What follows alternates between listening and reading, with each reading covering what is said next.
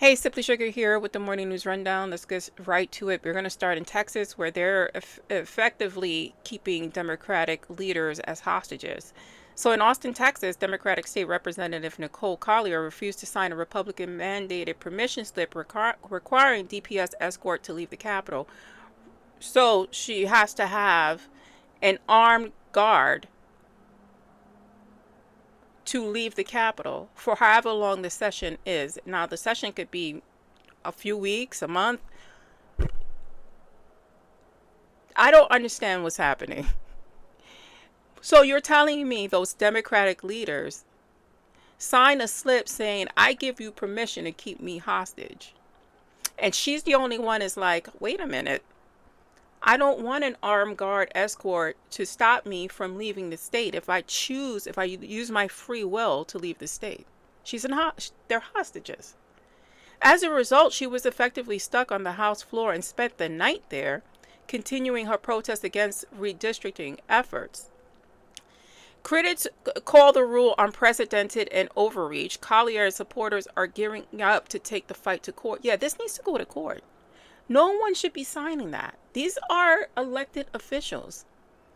Leaving the state was representing their districts and their district's desire for them not to gerrymander that state, to lose their voice. Moving on. President Trump plans to issue an executive order eliminating mail-in ballots and electronic voting machines, favoring paper ballots instead. Legal experts warn the move will likely face immediate challenges, giving states authority over elections and prior court rulings blocking similar measures. This is just another way to shut you up. If you take your vote away, they're effectively shutting you up and shutting you down. For those non-believers about, oh, my vote doesn't count, if it doesn't count, they wouldn't be trying to strip you of it. In Oklahoma, they've introduced a controversial requirement. Teachers relocating from liberal states must pass an America First test. We know what that is like. That's a MAGA test.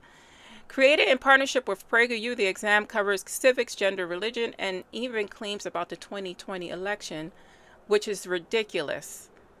Critics argue it's ideology-driven and distracts from addressing real educators' shortages. Yes, separation of church and state.